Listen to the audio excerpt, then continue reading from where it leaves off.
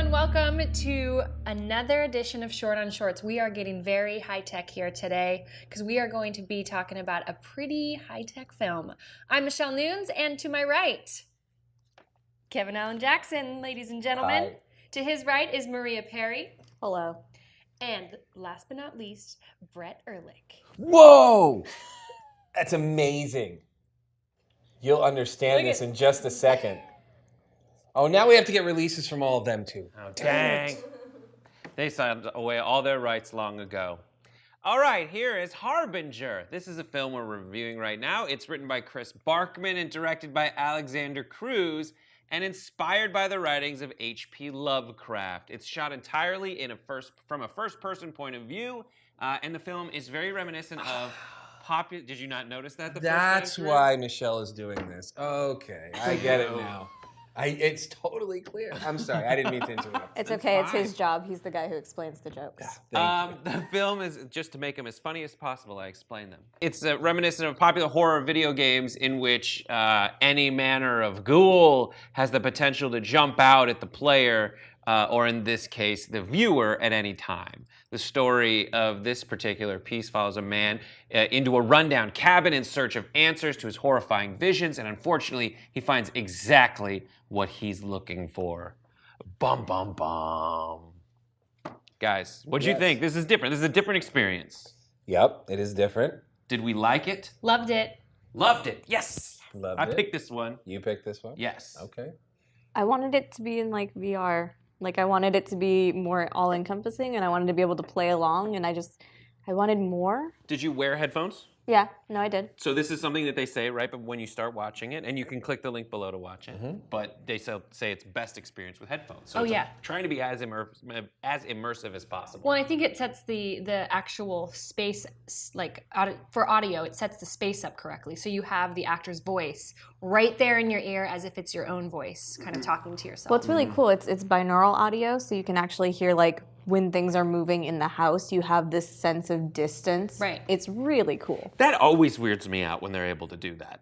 Make something sound far away. Have you seen the microphones they use for that? But like, the speakers are in my ears. Yeah, but have you seen the microphones they No. use? They are ears.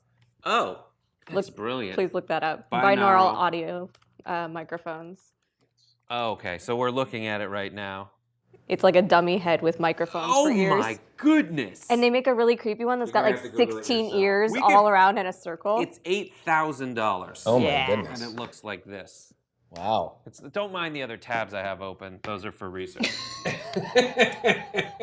Research. So this group, Gearmark, they do a video a month, Wow. That's great. and they keep it going. And they're really. I met them once. They were really great, and I was like, oh, I'd like to do one of their videos on this. So shout out to Guy and the gang over at Gearmark. Very good. Very good. I can tell, I feel by your reaction that you are lukewarm on this. Yep, I would say I'm lukewarm. I think that the visual effects in the beginning before he gets to the house are fantastic. Yeah. And then once he gets to the house, something happened in the look, right? And I haven't harped on the technical side of things too much this season. I'm not sure why that is, but this is the first one where I feel like it's actually a fairly big issue for me. I felt like stylistically it became a different movie and it didn't know what it wanted to be. I couldn't tell whether it was just really poorly lit or if they were intentionally doing the sort of unsolved mystery, like crime reenactment style of shooting.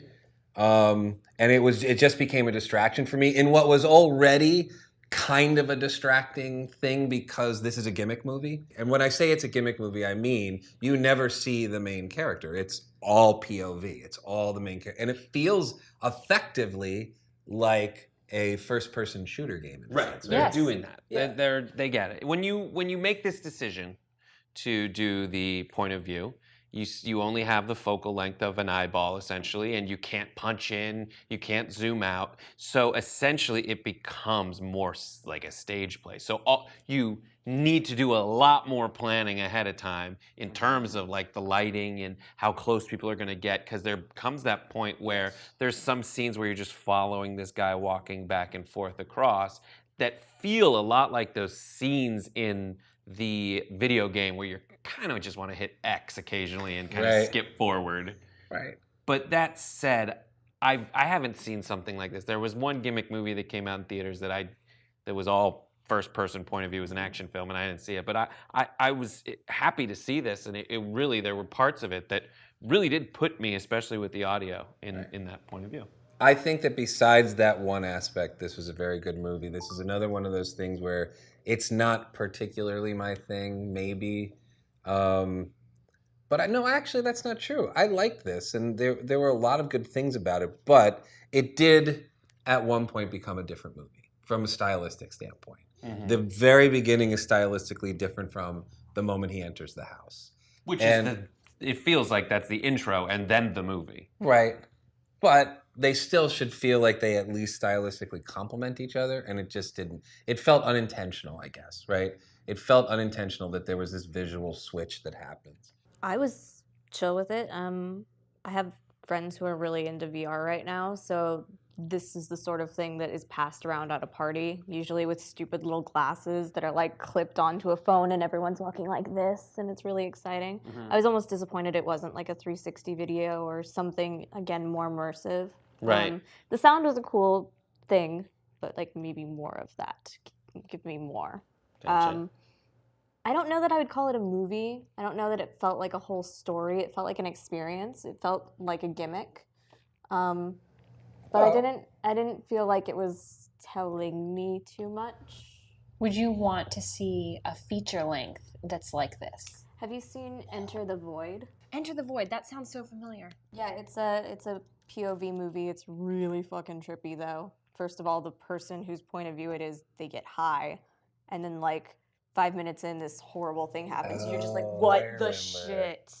And then like there's 3 moments of what the shit all throughout that film, but the rest of it, it's like point of view. Right. I'd like to see the VR version of it because I've played around with that a little bit, and you just can see people who are filmmakers who get their hands on that and then kind of finish the experience, go, all right, here's how I do my version of it. And while this is cool, there's one way to look at it where it's like, oh, it's a video game I don't get to play. Right. But so that kind of takes away. But on the whole, like I like checking in on this YouTube channel every month to see what new they got out there, and they do all kinds of stuff from horror to rom-com to weird stuff. Right. I want to see a feature length. Yeah. I think it could work, and instead of getting 3D glasses, everyone gets headphones and you listen, so you get that experience. Did you guys have you ever been to the Abe Lincoln exhibit at Disneyland? I don't think it's there anymore. It reminds me of that. It is Against All Odds. Isn't it the Hall of Presidents or something? Yeah. I just called it maybe Abe Disney Lincoln. World. Yeah, what is that like? What does it do? Well, they have something similar where the headphones, not only are you getting an experience by having audio and then you're watching something in front of you, but then there's actual vibrations in the headphones. So when a fly goes by, there's like a light buzzing. Your hair gets cut and you can feel, it feels like your hair is actually getting cut because of the way that they have the headphones vibrate. Huh. So I feel like you could mesh that with a film and put it in theaters. Some of it's not even vibrating headphones. There are videos on YouTube you can look up, like the haircut videos exist, and you can put your headphones on, and just because of how headphones work, it feels like someone's touching your hair. Maybe that's what it was, and I just assumed it was vibrating. It's cool. It's weird. Definitely check it out. So how many shorts are you going to give this? I give this 4 shorts. I think it's really good. Okay. I'll give it 3. Yeah, I guess I give it 3.5. Yeah. Yeah, I gave it 3.5. That is 3.5 on average. 3.5 shorts. There you go. What do you guys think of this? Give us your thoughts below in the comments. And what kind of film would you like to see made in virtual reality or from a point of view? What would your log line be? And we'll see you next That's time a fun one. on this show, Short on Shorts.